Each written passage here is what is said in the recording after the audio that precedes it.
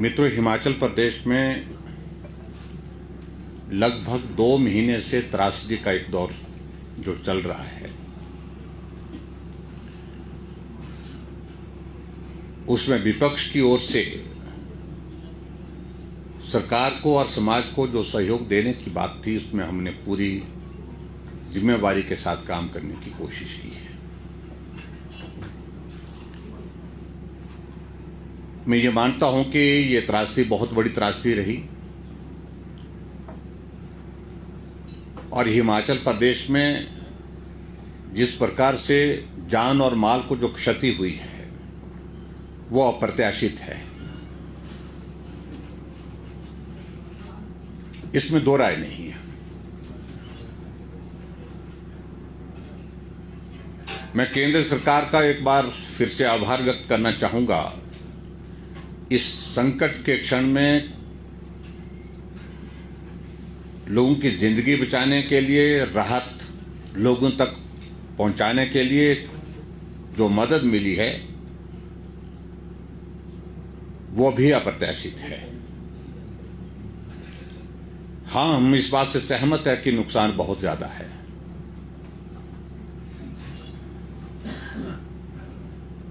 और स्वाभाविक रूप से जब नुकसान ज्यादा है तो इसकी भरपाई करने का साझा जिम्मा जो है केंद्र और प्रदेश सरकार का जो बनता है, केंद्र अपना दायित्व का निर्वहन पूरी जिम्मेवारी के साथ कर रहा है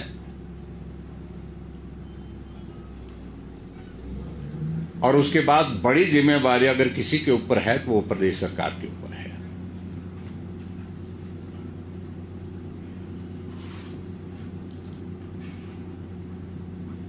हिमाचल प्रदेश में जो केंद्र से सहयोग मिला है उसके संदर्भ में मैं सिर्फ इतना ही कहना चाहूंगा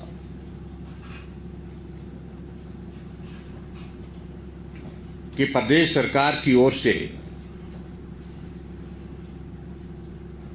जिस प्रकार से नुकसान का प्रस्तुतिकरण केंद्र के समक्ष किया गया, उसके अनुरूप केंद्र ने जो सहयोग दिया जा सकता था आर्थिक रूप से, वो करने की कोशिश की है। हालांकि अभी तक जो केंद्र की टीम हिमाचल प्रदेश में नुकसान का जायजा लेने के लिए, आकलन करने के लिए जो आई थी, उसकी रिपोर्ट अभी आनी बाकी है।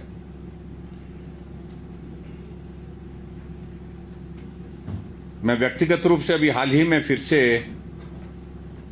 गृह मंत्री जी से मिला था कि नुकसान की भरपाई करने के लिए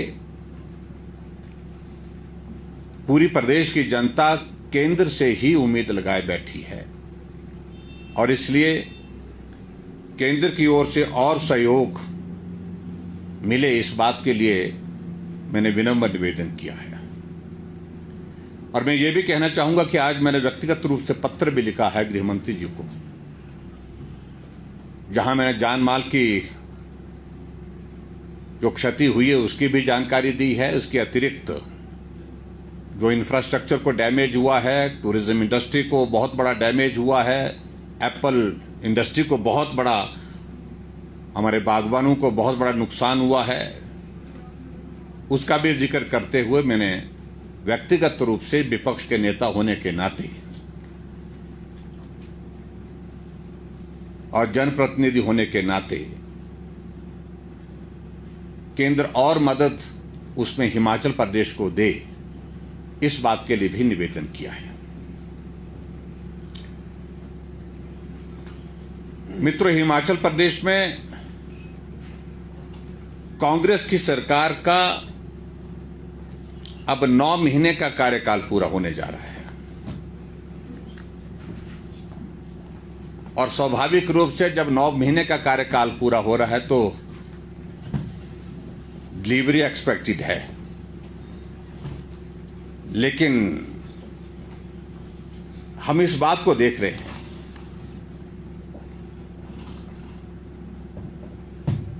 कि बहुत सारा वक्त इन्होंने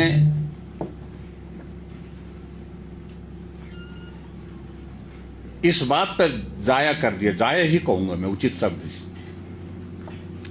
जहां पूर्व सरकार को दोष देने के लिए हमने कि ऋण ले लिया।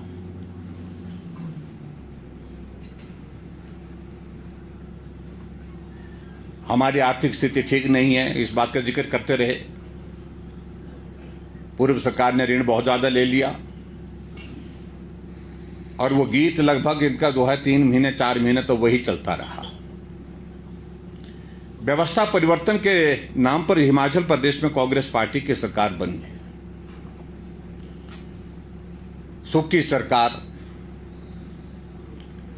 यह भी नाम दिया जा रहा है।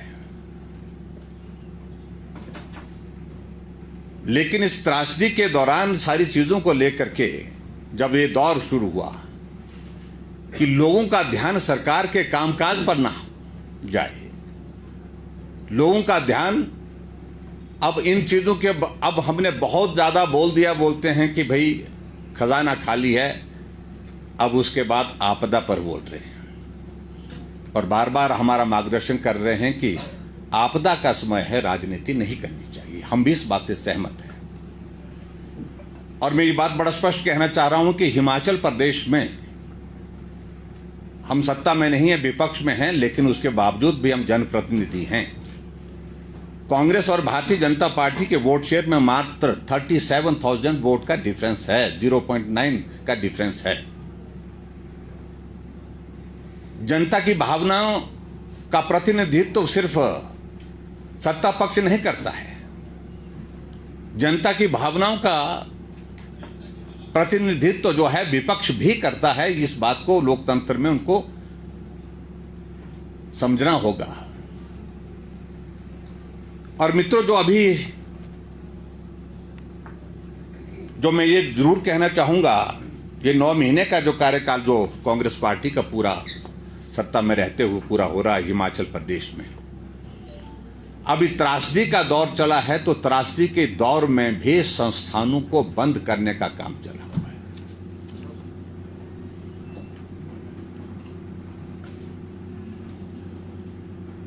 लगभग 1000 से ज्यादा संस्थान हिमाचल प्रदेश में अभी तक बंद कर दिए गए।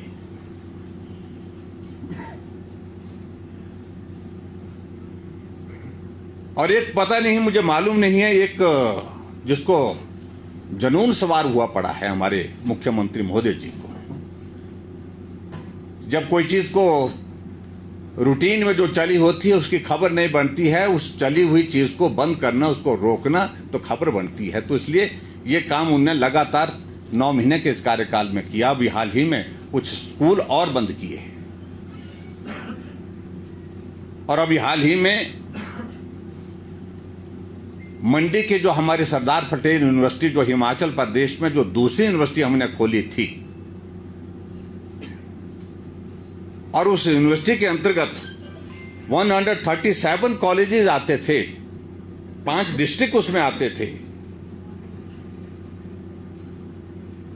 और 165 कॉलेज शिमला यूनिवर्सिटी के अंतर्गत आते हैं।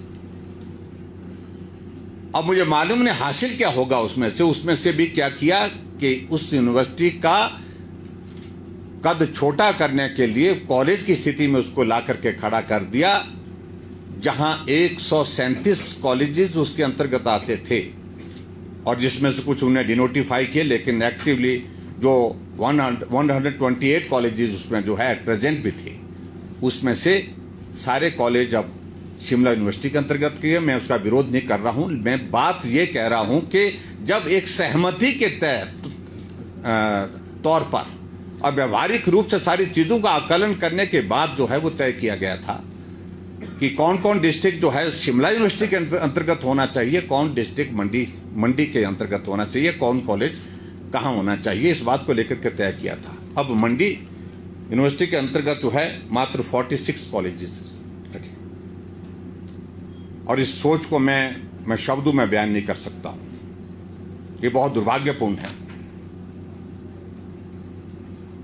आपदा का दौर चल रहा है, लेकिन अपने दफ्तर में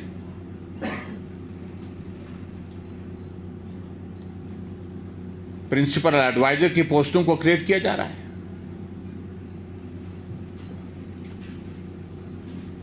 आपदा का दौर चला है,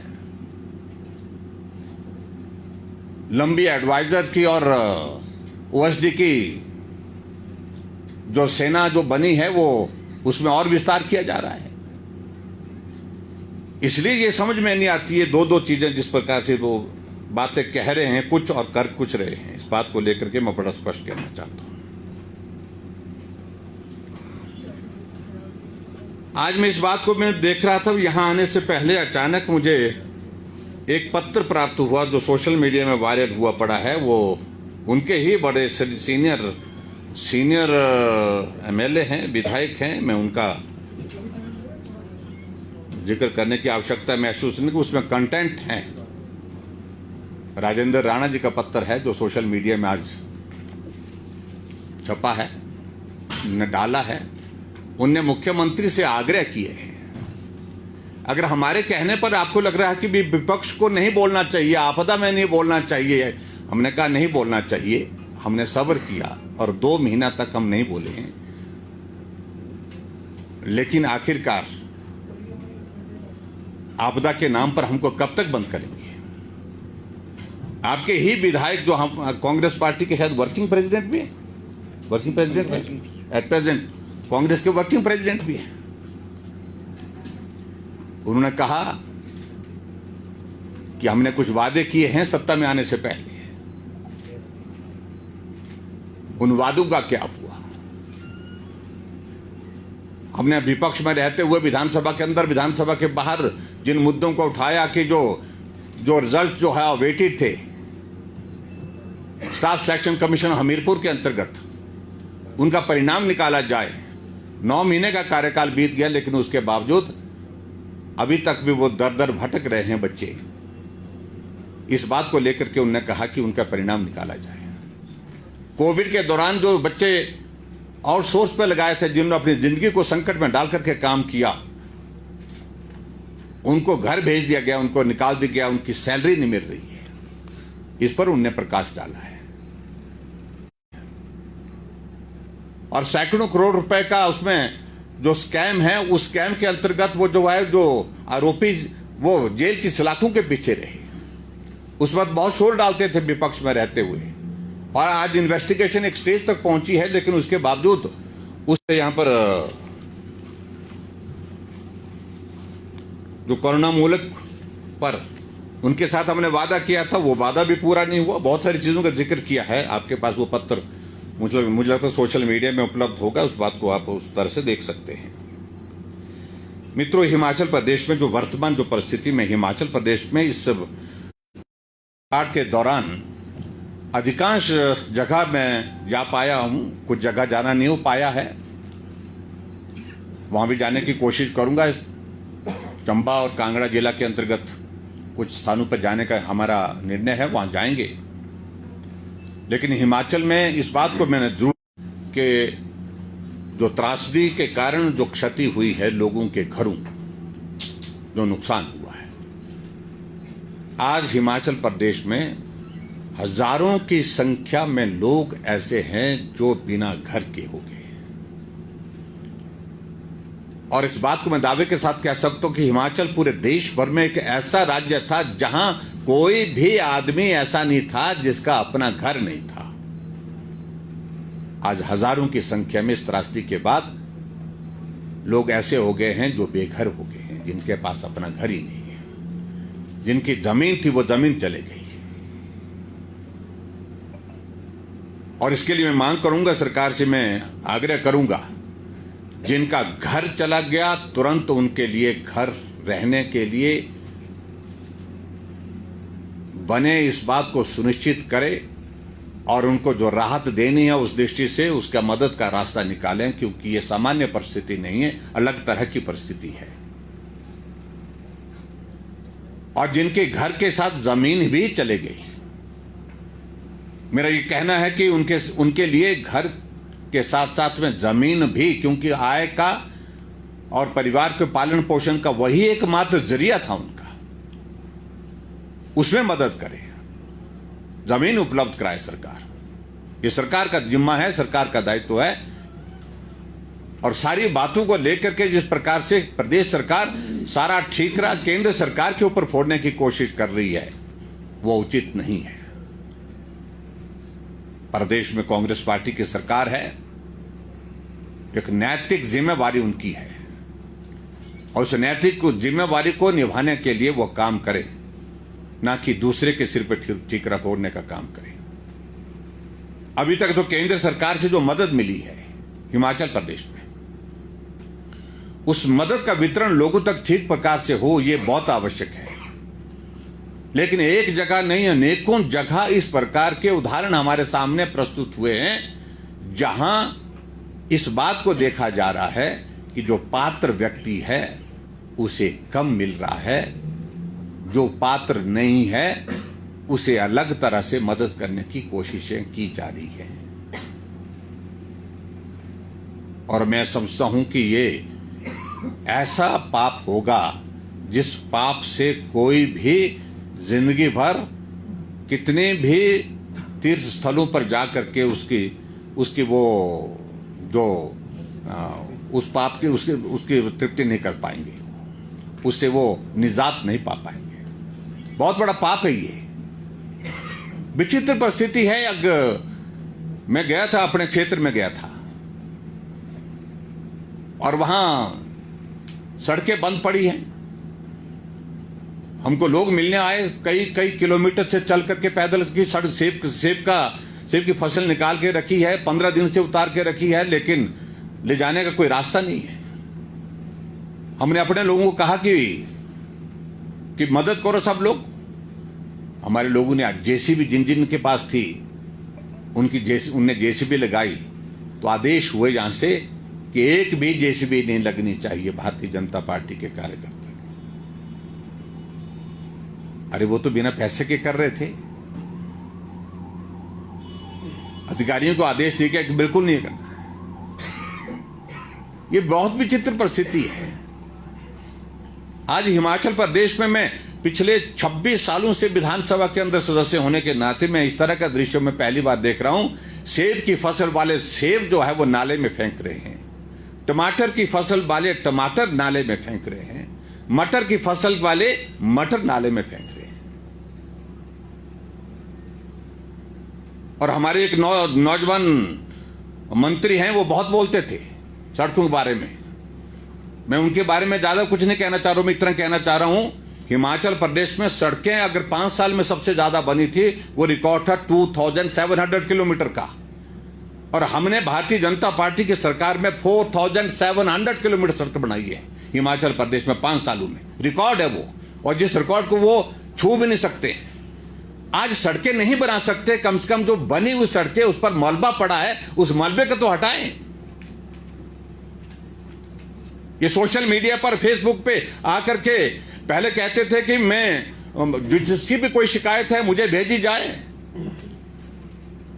अब सरकार बनने के बाद मालूम पड़ा, फिर कह दिया एक दिन डाल करके उन्हें कि मैं डाके नहीं। तो ऐसी चीजों को लेकर के बहुत विचित्र मंत्रियों, और इसमें तालमेल ही नहीं। मुख्यमंत्री कोई और आंकड़ा बोलते हैं, नुकसान का इतना आंकड़ा हुआ, मंत्री कुछ और बोलते हैं, तीसरा मंत्री कुछ और बोलता है, चौथा मंत्री और बोलता है। ऐसी विचित्र परिस्थिति हिमाचल प्रदेश में आज कांग्रेस पार्टी की सरकार की 9 महीने के कार्यकाल में जो काम करने के तौर तरीके व्यवस्था परिवर्तन के नाम पर हम देख रहे हैं।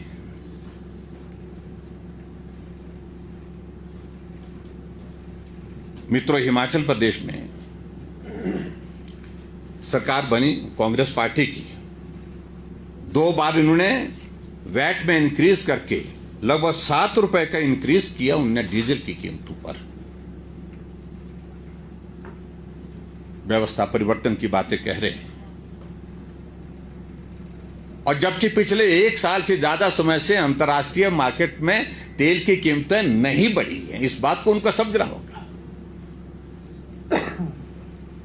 और डीजल पर कीमत बढ़ाने का मतलब, सीधा मतलब उसका कि गरीब आदमी के ऊपर आप बोझ डाल रहे हैं, गरीब आदमी को आप तकलीफ में डाल रहे हैं, क्योंकि सारी चीजें महंगी होगी ट्रांसपोर्टेशन के हिसाब से।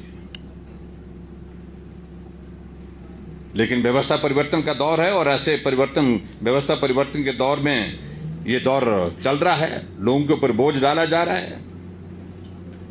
अभी हाल ही में आदरणीय प्रधानमंत्री नरेंद्र मोदी जी का मैं आभार व्यक्त करना चाहूंगा कि सभी गैस के सिलेंडर पर 200 रुपए की कटौती करके उन्हें एक बहुत बड़ी राहत दी है। रक्षाबंधन के पावन अवसर पर पूरे देश की महिलाओं का जिनकी आबादी अब कुल आबादी का आधा हिस्सा है,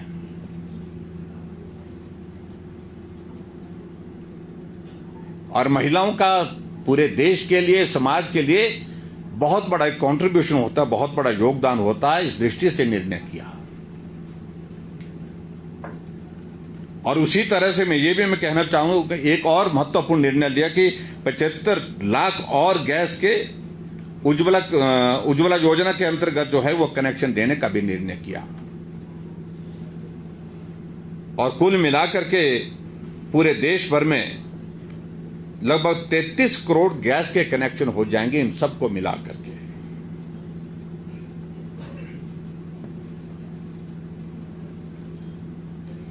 और उज्ज्वला योजना के अंतर्गत अगर हम देखें तो उसमें आप देखेंगे कि लगभग 9 करोड़ 60 लाख जो है वो कनेक्शन सिर्फ हमारे उज्ज्वला योजना के अंतर्गत पूरे देश के अंदर होंगे। एक बहुत बड़ी राहत उस दृष्टि से समाज को दी गई है। तो ये सारी चीजों को लेकर के हम कहें कि केंद्र उसके बावजूद भी सारे संकट की घड़ी में मदद करने की कोशिश कर रही है। और ऐसे निर्णय में मुझे लगता है कि हिमाचल प्रदेश में कांग्रेस पार्टी को भी कुछ निर्णय लेने चाहिए।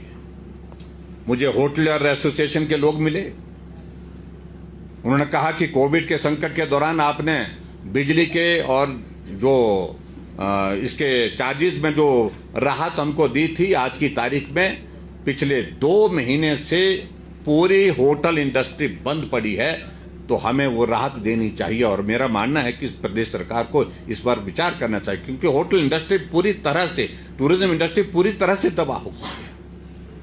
और राहत देने के लिए होटल इंडस्ट्री को थोड़ा बल मिले, ताकत मिले, उस दृष्टि से ये भी बहुत आवश्यक है कि उनका कम से कम जो बिजली का किराया है, पानी का किराया है, उसमें राहत दें। इसकी भी मांग करता हूं। कोविड का जब दौर था तो हर दूसरे दिन, तीसरे दिन प्रेस कॉन्फ्रेंस कांग्रेस पार्टी की हुआ करती थी। और कोविड एक ऐसा विषय था जो वैश्विक था, पूरे विश्व में कोविड फैला हुआ था। लेकिन उसके बावजूद कांग्रेस के नेता यही कहते थे, मेरे पास एक नहीं अनेकों प्रेस कॉन्फ्रेंस की वीडियो क्लिप्स उनकी है, ऑडियो क्लिप्स उनकी है, जिस पर उन्होंने बोला है, रिकॉर्ड पे बोला है कि हिमाचल प्रदेश में महिलाएं रो रो करके बोल रही थी, हम 15 दिन से कह रहे थे ये पेड़ टेढ़ा हो गया, ये पेड़ काट दिया जाए। अगर ये पेड़ काट दिया होता तो आज हमारा घर, हमारा ये कृष्णा नगर आपदा है, तो इसके मतलब ये नहीं कि सभी पेड़ों के लिए आप ऐसा नुकसान कर रहा है, तो वहां तो कदम उठाना चाहिए था। लेकिन ये सब नहीं हुआ, क्योंकि सरकार उसके प्रति गंभीर नहीं थी। आज हिमाचल प्रदेश में लगभग 400 से ज्यादा सड़कें बंद पड़ी हैं। 50-60 किलोमीटर की सड़क पर एक जेसीबी लगी है काम करने के लिए। अगर इस तरह से रफ्तार रही तो 6 महीने के अंदर वो सड़क खुलेगी। आज हमारा टूरिस्ट डेस्टिनेशन जो मनाली का अभी तक आवाजाही के लिए रिस्टोर नहीं हो पाया है। कम से कम अब काम तो युद्ध स्तर पर शुरू करें। अब उसमें सूची बनाई जा रही है कि कांग्रेस के ठेकेदार कौन है, उनकी मशीन लगाई जाएगी। कांग्रेस का ठेकेदार कौन है, उसको ठेका दिया जाएगा। इन तमाम सारी बातों को अगर ध्यान में रखें, हम यही कहना चाहेंगे कि आपदा सबके लिए है, सब संकट में हैं, सबके बारे में एक जैसा नजरिया रखा जाए। और हिमाचल प्रदेश में जो सड़कें अवरुद्ध पड़ी हैं, जिसके कारण हमारा सेब का सीजन जो है वो तबाह हो गया, जिसके कारण हमारा दूर दराज का इलाका कनेक्टिविटी के बिना बहुत परेशानी में, और हिमाचल के इतिहास में ये पहली बार देखा जब राशन खत्म हो गया घरों में। कम से कम ऐसी स्थिति कभी नहीं आती थी। मैं अपने ही क्षेत्र में बता रहा हूं, जब रास्ते 2 महीने से बंद पड़े हैं आने जाने के, डिपो में राशन नहीं आ पा रहा है, दुकानों में राशन था वो खत्म हो गया, घर में इन दिनों में स्टोरेज रखते नहीं ज्यादा, और इस कारण से राशन खत्म हो गया। लोगों को खाने के लिए राशन नहीं रह गया। उस सूरत में मैंने बात की, और बात करने के बाद हेलीकॉप्टर के माध्यम से राशन पहुंचाने की व्यवस्था को किया गया। तब जाकर के इस संकट की घड़ी में उन गांव के लोगों को, दूर दराज के लोगों को राहत मिल पाई है। ये स्थिति बहुत ही चिंता की है, जिसको मैं कह सकता हूं। और मैं आज के इस पत्रकार वार्ता के माध्यम से ये मैं कहूंगा कि आपदा के नाम पर हमने पूरा सहयोग दिया है। आपदा के नाम पर हमने राजनीति नहीं की है। आपदा के नाम पर अगर राजनीति करने की अगर बात शुरू की है तो कांग्रेस पार्टी ने की है कि कुछ नहीं मिला, कुछ नहीं मिला, और सारा ठीक रहा। केंद्र सरकार के सिर फोड़ने की आज सैकड़ों सड़कें अवरुद्ध पड़ी हैं, उन सड़कों को खोलना चाहिए। आज हिमाचल प्रदेश का बहुत सारा इलाका ऐसा है जहां पर अभी तक बिजली नहीं पहुंची है, वहां पर बिजली पहुंचाने की जरूरत है। आज हिमाचल प्रदेश का बहुत सारा इलाका ऐसा है जहां पर पानी पीने का नहीं, बरसात के मौसम में पीने का पानी का संकट हो गया है, क्योंकि सारी पाइपलाइंस डैमेज हो गई हैं, उनको रिस्टोर करना चाहिए। आज हिमाचल प्रदेश में बहुत सारा इलाका ऐसा है जहां अभी तक कनेक्टिविटी इन टर्म्स ऑफ, यानी कि हमारा कम्युनिकेशन जो है, कम्युनिकेशन वहां पर नहीं है, क्योंकि सारे जो है वो एयरटेल के, BSNL के, जियो के जितने भी जो टावर है वो डैमेज हुए हैं, जिसके कारण कनेक्टिविटी नहीं हो पा रही। उसको रिस्टोर करने के लिए काम करना चाहिए। और दुर्भाग्यपूर्ण स्थिति है, जिस रफ्तार से काम चला हुआ है, ये बिल्कुल ऐसी स्थिति है कि अभी तक बिल्कुल बहुत धीमी गति से काम चल रहा है। और मुझे बहुत दुख हुआ इस बात को देखते हुए, जो मुख्यमंत्री जी ने दिल्ली में एक मीडिया हाउस के एक कार्यक्रम में जा करके, आज से कोई 10 दिन पहले, 15 दिन पहले, मुझे एग्जैक्ट मालूम नहीं डेट, उसमें इस बात का जिक्र किया, हमने इतने टूरिस्ट इतने एक दिन में नहीं, इतने घंटे में निकाल दिए, हमने हिमाचल प्रदेश में पानी की सारी स्कीमों को रिस्टोर कर दिया, हमने बिजली को रिस्टोर कर दिया, सब जगह हमने सड़कों को रिस्टोर कर दिया। मुख्यमंत्री जी जाकर के देखें हिमाचल प्रदेश में, और नहीं तो मेरे ही क्षेत्र में देखें। मेरे क्षेत्र की अभी तक भी 70% रोड्स ब्लॉक्ड हैं, बंद पड़ी हैं। पानी की स्कीमें 70% डैमेज्ड हैं। बाकी तो बात छोड़िए, बिजली के अभी तक बहुत सारी पंचायतों में अभी तक 15 दिनों से बिजली उपलब्ध नहीं है। ये भी स्थिति है। मेरे क्षेत्र के अलावा दूसरे क्षेत्र की भी बात करूं मैं, सभी जगह ये स्थिति है। तो मेरा कहने का मतलब, असत्य नहीं बोलना चाहिए। अब वाहवाही किसी काम को लेकर के लेते हैं, अच्छा काम है, अच्छा काम हुआ है तो वाहवाही लीजिए, इसमें कोई दो राय नहीं, इसमें कोई आपत्ति हमको नहीं। लेकिन झूठ बोल करके हिमाचल की जनता बहुत इस त्रासदी के दौर में, बहुत परेशानी के दौर में से गुजर रही है। और वैसे भी व्यवस्था परिवर्तन का 9 महीने का ये कार्यकाल बहुत निराशाजनक रहा है। वैसे ही निराशा के दौर में, परेशानी के दौर में प्रदेश की जनता गुजर रही थी, लेकिन इस त्रासदी के कारण उसमें और ज़्यादा इजाफा हुआ है। बहुत संकट में हिमाचल प्रदेश के लोग हैं। और मेरा मुख्यमंत्री से इस बात के लिए, और कांग्रेस पार्टी की सरकार के जो कर्णधार बनते हैं अपने आप को, जो बहुत ज़्यादा बोलते हैं, उनसे यही कहूँगा, मेहरबानी करके बोलिए कम, अब काम ज़्यादा करिए। हिमाचल प्रदेश में लोग संकट में हैं। किसी के घर में बिजली नहीं है, किसी घर में पानी नहीं है, किसी के पेड़ का सेब जो है वो बर्बाद हो करके उसको नाले में फेंकने के लिए विवश होना पड़ रहा है। किसी के टमाटर जो है वो बर्बाद होकर के नाले में फेंकने पड़ रहे हैं। उन सारे विषयों पर चिंता करें, यही मुझे कहना है। बहुत बहुत धन्यवाद। ये ठाकुर साहब, आपने आपदा को लेके आप बोलते हैं भी नुकसान इतना हुआ, हर चीज़ आप मान रहे हैं, पर राष्ट्रीय आपदा घोषित करने में क्या दिक्कत आ रही है? देखिए, मैं इस बात को बड़ा स्पष्ट कहना है, ये एक ही गीत गा करके जो विपक्ष सारा ठीकरा केंद्र सरकार के सिर पर फोड़ने की कोशिश कर रही है, वो किसी तरह से भी उचित नहीं है।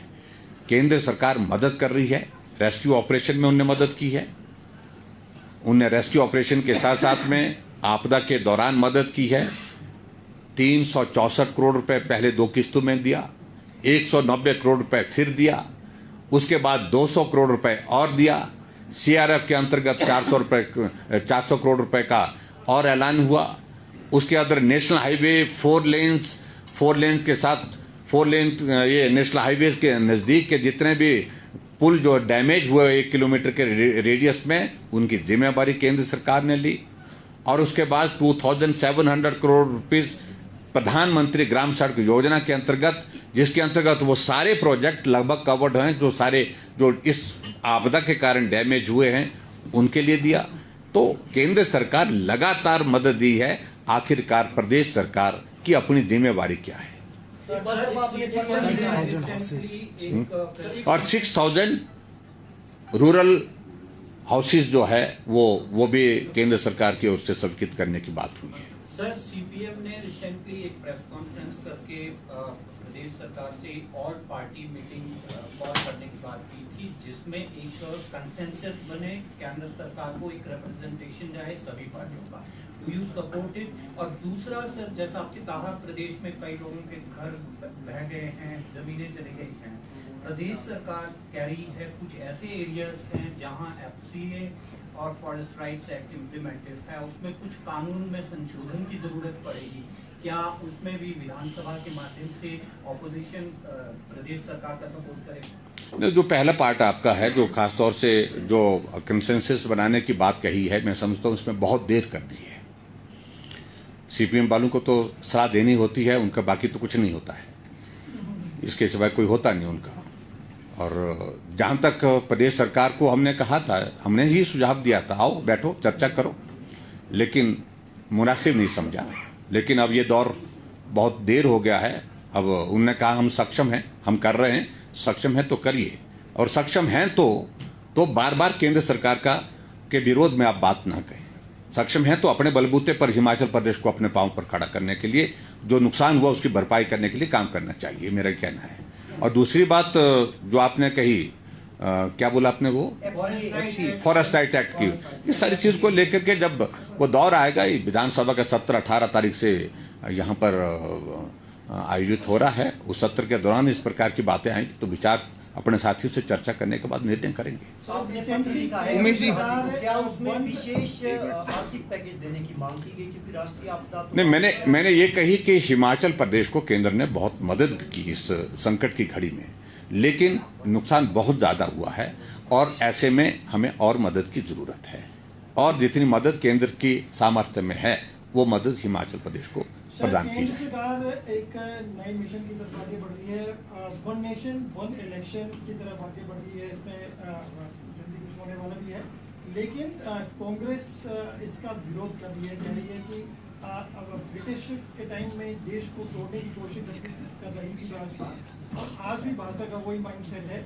How do you take this? देखिए, मैं समझता हूँ इस पर ज़्यादा कोई टिप्पणी करने की आवश्यकता नहीं। अभी तो सेशन समन किया है, सेशन बुलाया गया है, विशेष सत्र बुलाया गया है, उसमें क्या होगा वो केंद्र सरकार का अधिकार क्षेत्र है, राष्ट्रीय नेतृत्व का अधिकार क्षेत्र है। लेकिन जहां वन नेशन वन इलेक्शन की बात है, ये इस कॉन्सेप्ट में प्रधानमंत्री जी का आग्रह बहुत पहले से है, वो स्पष्ट है।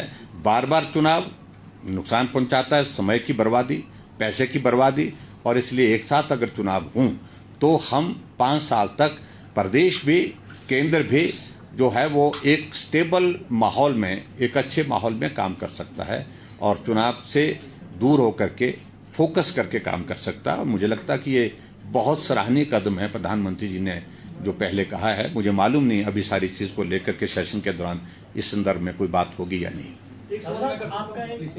जब सरकार थी तो आपका जीरो टॉलरेंस, तो अभी आपके विधायक के ऊपर एलिगेशन लेने की एक भ्रष्टाचार को लेकर लेटर निकला था और उन्होंने उसको वायरल किया, तो ये लेटर क्या सभी भाजपा के विधायकों को आया था? अगर ऐसा नहीं है तो आपने क्या अपने विधायक से सवाल पूछा, जवाब मांगा है?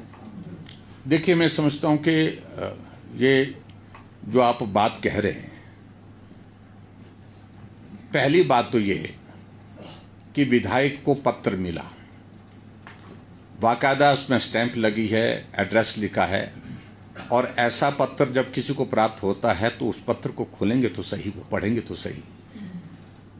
अगर वो पत्र जो है किसी के माध्यम से वायरल हुआ, जो बोला गया एक पुलिस के अधिकारी के द्वारा भी जो प्रेस कॉन्फ्रेंस की कि वो भारतीय जनता पार्टी का नेता है, और मैं इस बात का खंडन करता हूं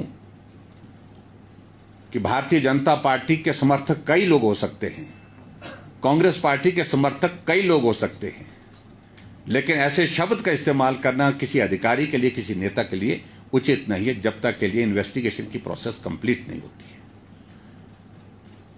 और दूसरी बात, जब पत्र लिख करके किसी ने भेजा है, वो पुलिस के इसमें दिया गया है और रिकॉर्ड में दे दिया गया है, अब उस पर इन्वेस्टिगेशन करें। हम सिर्फ इतना कहना चाह रहे हैं, क्योंकि उस लेटर में बताया गया है कि उसमें पता भी लिखा गया था, शायद मेकल में जो फर्जी पता था उसमें जेन्युइन नहीं था, वो ऐसा बताया गया है, मुझे मालूम नहीं, वो इन्वेस्टिगेशन का विषय है। ऐसे पत्र पिछली सरकार के दौरान एक नहीं अनेकों आते थे, अधिकारियों के खिलाफ, नेताओं के खिलाफ, लेकिन कांग्रेस के लोग पत्रकार वार्ता करते थे और मांग करते थे जांच की। आज भी मैं यही बात कह रहा हूं, पत्र किसने वायरल किया एक विषय है, लेकिन पत्र में जो कंटेंट है क्या वो जांच का विषय नहीं है? जब वो खुद ही कहते थे हमको कि ये जांच के विषय होने चाहिए, तो जांच करें। इंटरनल इंफॉर्मेशन लेने का जो है वो उनको मैकेनिज्म गवर्नमेंट के पास होता है, उसके उपयोग करें, और उसके अंतर्गत जो है वो पहले फैक्ट्स क्या हैं उसमें उसकी जांच करें। शांडिल जी को पूछ रहे थे। एक क्वेश्चन है सर, ये शांता जी की राय दी है कि आपदा के समय राजनीति नहीं करनी है, विपक्ष भी सहयोग करे सरकार का, इस राय को आप कैसे लेते हैं? ये कांग्रेस के लोगों को दी है, दूसरा भी कर लेता हूं, क्योंकि राजनीति उन्होंने शुरू की, हमने नहीं की शुरू। शांता जी हमारे सामान्य नेता हैं, उनके प्रति हम आदर करते हैं, भावनाओं में उन्होंने बात जो कही है वो अच्छी है, उसका भी मैं सम्मान करता हूं, लेकिन मैं स्पष्ट कर रहा हूं कि आपदा के समय राजनीति की अगर शुरुआत की है तो कांग्रेस ने की है, हमने नहीं की है। दूसरा सर, एक जैसे 200 करोड़ 400 करोड़ 800 करोड़, क्या ये आप सफिशिएंट मानते हैं जो केंद्र से मदद आ रही है? ये देखो, मैंने आपको कहा कि हमने गृह मंत्री जी को फिर पत्र के माध्यम से निवेदन किया है कि और मदद केंद्र जितनी कर सकता है वो मदद करें। ये मैं आपकी जानकारी के लिए मैं बताना चाहता हूं कि अभी तक केंद्र सरकार से जो मदद मिली, ये आज तक के हिमाचल प्रदेश के इतिहास में सबसे ज़्यादा अमाउंट की शेप में सबसे बड़ी मदद है। इतनी मदद आज से पहले कभी नहीं मिली है। सर, विधानसभा में सत्र लगने वाला है और क्या प्रमुख मुद्दे रहेंगे? ये तो सत्र के दौरान होंगे, लेकिन स्वाभाविक रूप से इस बारिश, आपदा, ये सारे विषय बहुत गंभीरता से चर्चा होंगे, और उसमें लोगों को राहत कैसे दी जा सकती है, मदद की जा सकती है, उस पर भी हम सुझाव देंगे। लेकिन जिस प्रकार से कांग्रेस जो है राहत का पैसा कांग्रेस पार्टी का पैसा मान करके इस तरह से बांट रही है, कांग्रेस के नेताओं को बांट रही है, उनके समर्थकों में बांट रही है, और उसके साथ साथ में उनके पार्टी के नेता उसको बांट रहे हैं, तो वो उस पर जरूर प्रश्न खड़ा होता है और उस पर जरूर बात होगी। सरकार कर्ज ले रही है, और सर उसके बारे में हमें कहा था कि कर्ज लेते हैं हम, तो मैंने कहा कि हमने तो शुरू के 2 साल में लगभग 5,000 करोड़ लिया था। यहाँ पर जो है 8 महीने में 8,000 करोड़ से ज्यादा हुआ। अब मुझे जानकारी मिली कि 1,000 करोड़ रुपए और लेने की तैयारी चल रही है। सर आपने कहा कि मंत्री और मुख्यमंत्री में समन्वय या तालमेल की कमी है। सवाल तो भाजपा पर भी उठ रहे हैं कि जयराम ठाकुर और बिंदल में आपसी समन्वय नहीं, इसका कोई लेना देना नहीं है। हमारा बहुत अच्छा कोऑर्डिनेशन है। बिंदल जी बहुत अच्छा काम कर रहे हैं अध्यक्ष के नाते, और जयराम ठाकुर विपक्ष के नेता बहुत अच्छा काम कर रहे हैं। आप नहीं तारीफ करेंगे, मैं खुद ही कर देता हूँ। आप जानते हैं कि हिमाचल की आर्थिकी किस तरह की है, और आप लगातार बात कर रहे हैं कि मदद पहुंचाई जानी चाहिए, घर बनाए जाने चाहिए, सड़कें खोली जानी चाहिए। क्या आप ये समझते हैं कि हिमाचल की आर्थिक स्थिति इस बात की इजाजत देती है कि अकेले हिमाचल ये कर सकता है, केंद्र से और मदद की जरूरत है? हमने कब कहा कि भी केंद्र से मदद मत मांगिए, केंद्र से मदद मांगिए, लेकिन उसके बावजूद कुछ जिम्मेवारी प्रदेश सरकार की भी है। अपनी जिम्मेवारी निभाएं और नाकामी अगर जब हो रही है प्रदेश सरकार की, उसका ठीकरा फोड़ने का काम वो केंद्र सरकार के सिर पर जिस प्रकार से करने की कोशिश करे, उसको मेहरबानी करके बंद करें। सर, भाजपा को सत्ता से 2024 में बाहर करने के लिए इंडिया नाम से गठबंधन बना है, आपको कितना मजबूत लगता है, कितना पॉलिटिकल? देखिए, मुझे लगता है कि कल ममता वहां से उठ करके चले गई है और आने वाले समय में बहुत ऐसा दौर आएगा जब बहुत सारे नेता चले जाएंगे। मुझे इस पर ज़्यादा कुछ नहीं कहना है। नरेंद्र मोदी जी 2024 में फिर से प्रधानमंत्री बनेंगे और इस प्रकार से जहां देश आज चंद्रयान 3 की एक बहुत बड़ी सफलता हासिल करने के बाद पूरे विश्व में एक बहुत सम्मान की दृष्टि से भारत को देखा जा रहा है, तो ऐसे दौर आने वाले समय में भारत को गौरवान्वित करने के लिए और भी देखने को मिलेंगे, ऐसा मेरा मानना है। बहुत बहुत धन्यवाद। Thank you very much. Thank you.